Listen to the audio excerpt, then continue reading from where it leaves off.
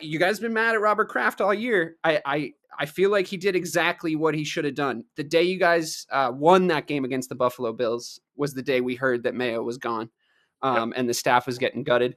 There's been back and forth about the GM. Looks like he's staying, unless I've missed more current news. And I'd love to hear your thoughts about that.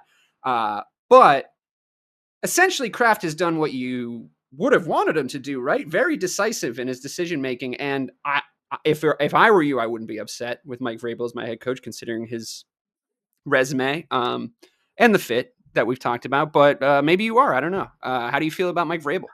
Yeah, I'm definitely not upset. I thought I said to Ray when we did the show last week, like I was completely surprised that it didn't take more than 60 minutes after that game for them to fire Mayo. Like that's very un-Robert Kraft like. Right.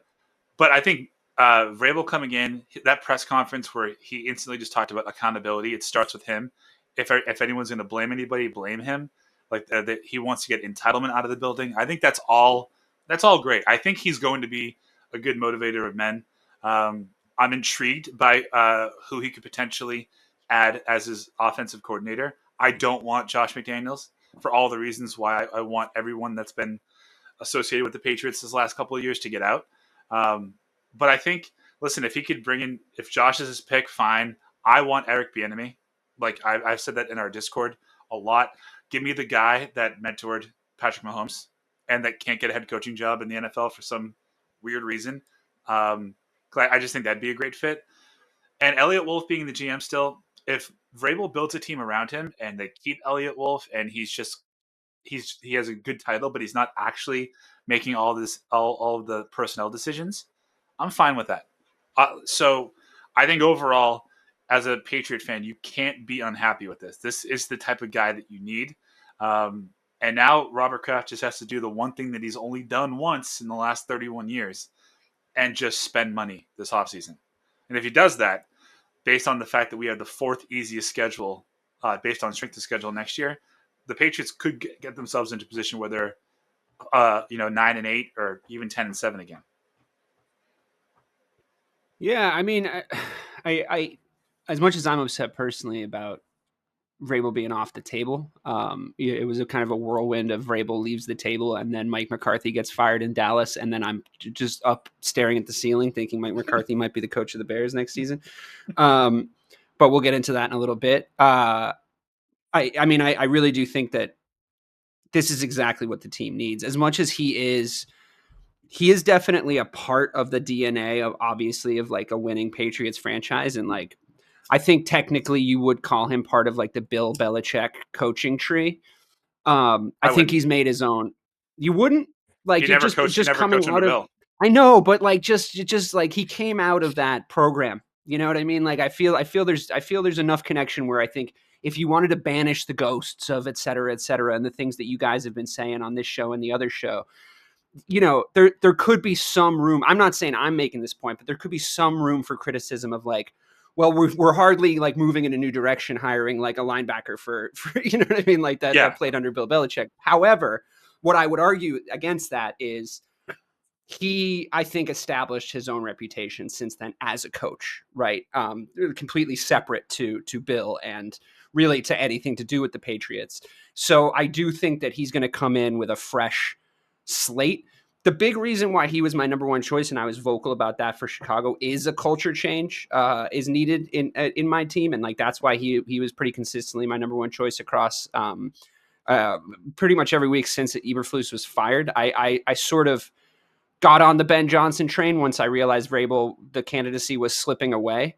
But now I'm kind of switching again because like we've been having so many conversations in the Discord too about like what you want in a head coach and like former head coach, offense coordinator, et cetera, et cetera. I know a lot of you guys wanted Ben Johnson. Would that have been your number one pick? Like on the day you heard it was Vrabel? I mean, I know we're talking about fit here, but that's an exciting guy. That's an exciting brand of offense to bring in. I feel like Bobby, you should be in the sweepstakes for him too. I mean, everybody really should want Ben Johnson on some level, right? Is it a little disappointing? Yeah, listen. If we could have got Ben Johnson, that hire makes you know that they're serious about building around Drake and taking care of that quarterback for the next five or so years. I think one of the like the lights of Vrabel for me is that he doesn't just pick the same type of offensive coordinator. Like he did pick Arthur Smith, he did pick Matt LaFleur. So he's open to different ideas. I think if they want to build a scheme around Drake, he's not going to be like we need to do it this way. He's going to be open to it, but you can't. I mean, Ben Johnson, isn't he like? Is he 30 something? Is he 38, 39? Or is he younger than He's that? in his 30s, yeah. I Yeah, think like he's in his that's 30s. he could I'm he not could sure be the exactly. next type of Kyle Shanahan, like Sean Yeah. McVay's. Yeah. It's interesting because the big criticism I think I heard when we were in the sweepstakes for Vrabel. I mean, maybe we never really were, but in Chicago. But a lot of people were saying, at least in Bear territory, and it's very similar. I think situation that you're in because you have a young quarterback you want to see developed. The quarterback numbers under Vrabel in Tennessee were pretty poor. I'm not sure he had a guy. I don't know. I mean, I'm really trying to steer away.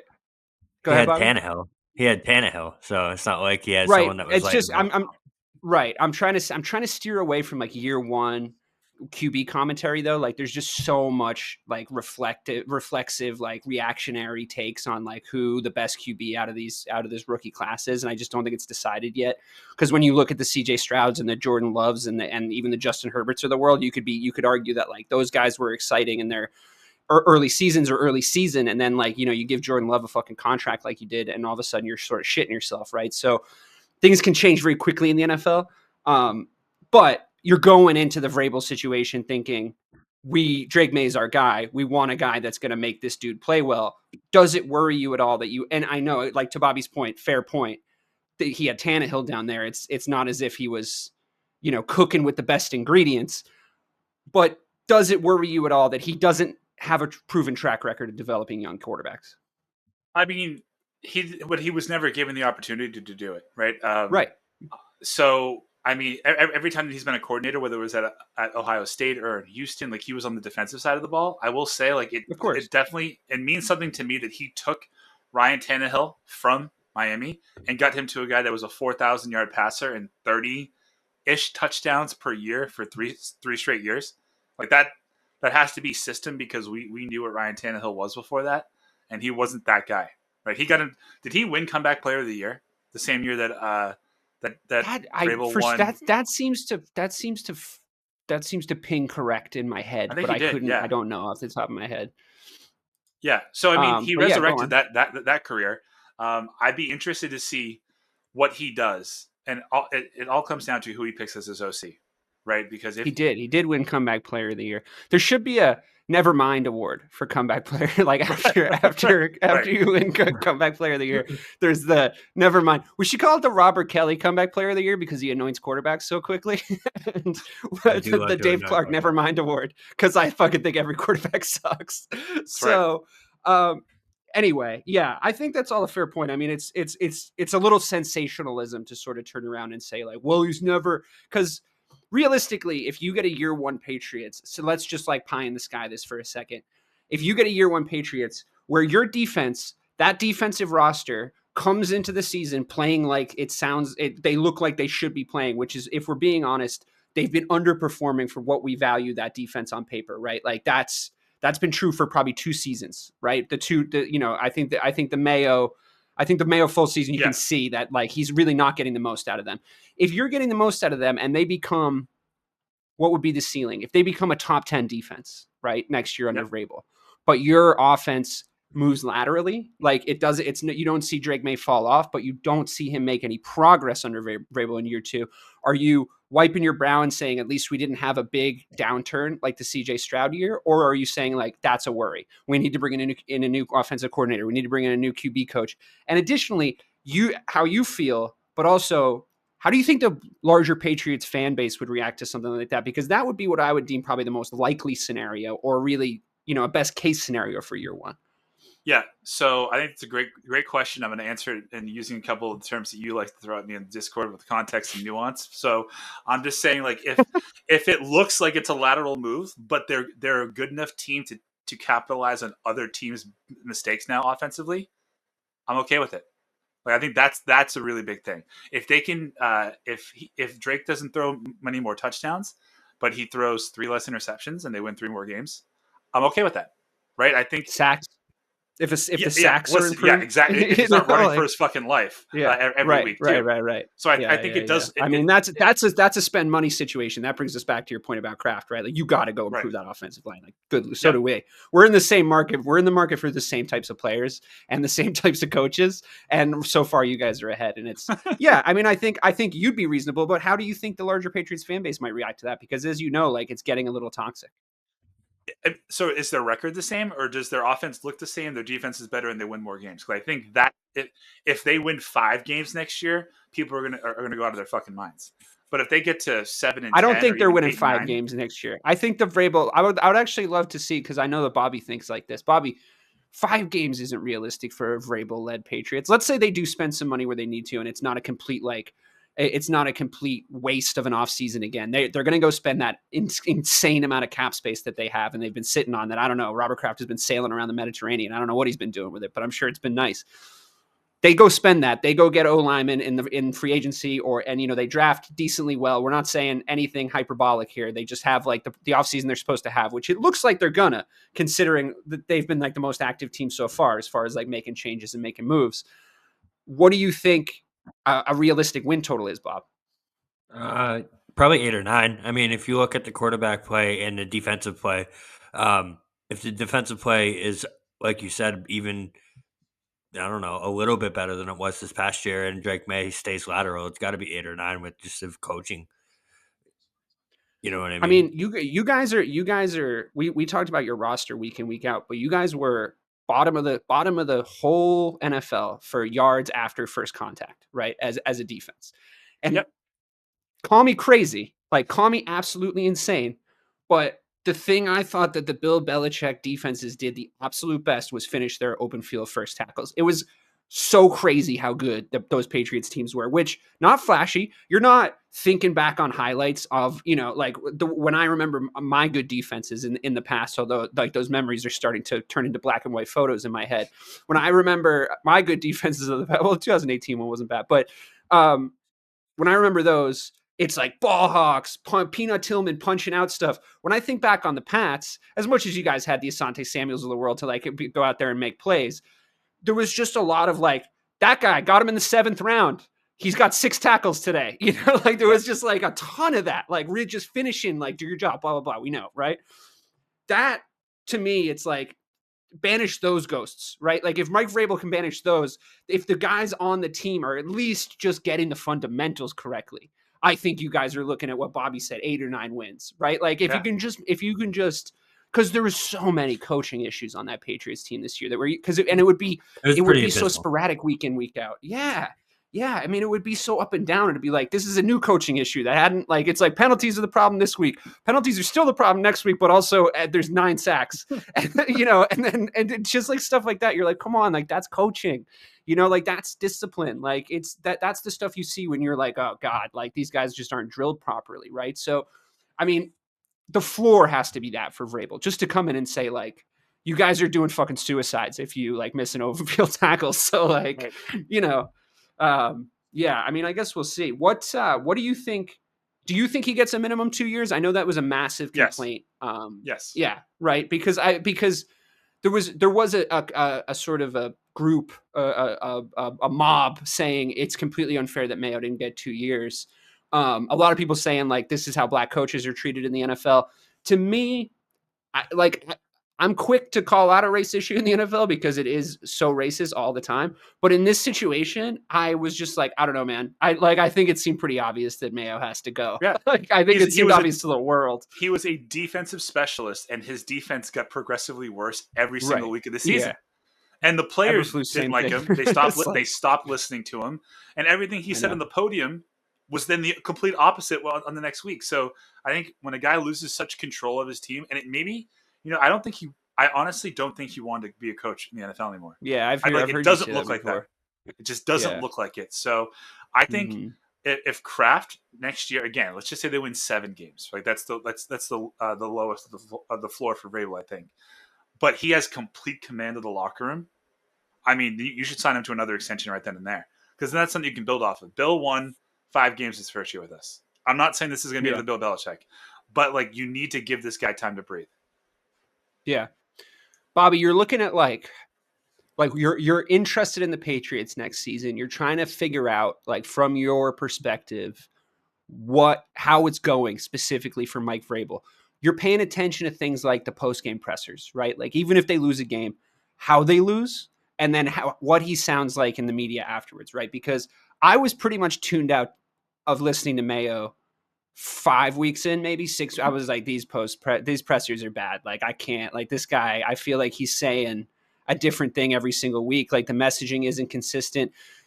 Bob, you're kind of a rah-rah guy. You're the championship DNA guy, right? Like, when you're watching Vrabel change a culture, what are you looking for initially? What are the 5 Dan Campbell signs of a culture change incoming in the opening few weeks of a season, or even in the offseason, if you think you can notice something there? I mean, it's just how they show up week to week. You know what I mean? It's how you play on a consistent basis. If you're holding penalties, just bad penalties at bad times, all the things that Gerard Mayo was doing, pretty much. Right. Yeah. And then the sounds coming out of the locker room too, right? I mean, I feel like that was an all-time problem for the Bears this year. It was just like, so with some of the shit the players were saying, you're just like, dude, please stop talking. Like, stop fucking saying anything at all. Like, please. It's just, another hallmark of those great Patriots teams was a very notoriously unleaky locker room. Who was it? Oh God, I can't believe I can't remember his name. Harrison, when he went from the Steelers to the Patriots. And he was like just talking shit about some of the shit that was going down in Pittsburgh. And it was like, I have always had that criticism of Pittsburgh. It's like, it's so fucking leaky in those locker rooms. And it's just like, you got to get that back, right? You got to get, like, the messaging is coming from Mike Vrabel, and that's it, right? That's the only kind of noise you want to hear coming out of those camps. Everything's clean, everything's consistent. It just looks like the office is running well. I think that's the stuff we sort of need to see from Vrabel over the next few weeks. But I don't think anyone should panic if the Patriots go quiet. During playoff time, as things sort of start to get in order, you got to think about it. I mean, the guy's got to, like, bring his framed stuff in from storage, pop that stuff up on the walls, start to change the paint color in the carpet, tell everyone they can smoke cigars inside again. It's I don't know what you do to try to make it like a more football-y environment, but I'm sure he's got some creative ideas that he's going in with, setting the tone. I mean, it's going to be an interesting watch for sure. Definitely over the offseason, of course. What either of you think of my want and desire to have Eric Bieniemy as the OC? Is that too far-fetched, or is that something that you think would work well with Drake? I'm concerned as to why he doesn't have a job. He feel like there's a lot of UCLA. In the NFL. I'm sure. I'm confused why he doesn't have an NFL job. I should word things more carefully. He's let go from UCLA too. It seems like he just has really bad luck with where he goes and the coaches he ends up under ever since he left Kansas City. I don't know what's going on with him. I mean, Vrabel might be a perfect, like, redemption arc for him, considering the kind of guy that he is and the way that he sort of approaches coaching. I didn't know he got fired. I didn't know he got fired from UCLA. That's crazy. I thought he requested to leave so that he could go back to the NFL. Like, he's going to just interview for jobs. I mean, if that's the case, great. I mean, I think a lot of people would probably be pretty excited if they got Eric Bieniemy as their offensive coordinator, because they would point to the Mahomes thing like immediately. So I don't really know why. I don't know maybe there's just a piece of news I just missed, or there's like something known inside football world. Is he a fucking asshole? I have no idea. Did he coach up Mahomes and then became like I'm the guy who coached up Mahomes guy? I don't know. That he's never even sniffed a head coaching job. You would think that a guy that mentored Mahomes to the QB that he is now, Josh got freaking 3 jobs out of it. Why can't? Well, I know he went to Washington after and kind of fizzled out after that. As the OC. Yeah. Yeah, that's right. Last year. That was last year. I would take Bieniemy as OC over Josh McDaniels for sure. Over Josh for sure. Yeah. He just has a more imaginative offense. He does. I mean, it's the Andy Reid coaching tree, right? I think we're all pretty high with Andy Reid. I don't think it's like I don't think that's a secret. I think we were all kind of pumped Now, before the Kansas City Chiefs sort of became the narrative Lex Luthor of the NFL, I think that there was a little bit of like Andy finally got his ring, and he didn't get it in Philadelphia, and that's a Philadelphia problem kind of a thing. And I think we all had that attitude, at least as far as I remember. And I think the Andy Reid offensive school of coaching is incredibly impressive. Like, I think that guy, we talk about the Shanahans of the world. We talk about that tree specifically, the McVays, like the guys that have come on. But both Kyle and Mike, I mean, everybody like it that gets talked about in the conversation of inventing new offenses or making great offenses. I love the Andy Reid offense. Like I think that's a great and what an innovative style of offense. Like he's always changing and improving and keeping up with the times. And also he's one of those guys that I think can get so much from whatever he has. And I think that if Eric Bieniemy has any of that, you should want him as your offensive coordinator when you're rebuilding. You know what I mean? Because then what he at least does, at the very minimum, I'm sure he can do this. He can come in and tell you who on your offense at least is working and not working, and like why. Right? Like, like what mistakes you've made along the way and like what real improvements you have to make, because it's easy for us to look at the Patriots and be like, get sacked less. You know what I mean? But like, if you're in training camp, you're going to have to be looking at the right guard's footwork and be like, oh, I see what the issue is. You know what I mean? Like we need a guy that can do that kind of stuff. And I think if he's anything like Andy Reid, if there's any sort of Andy Reid angel dust on him, I'd want him.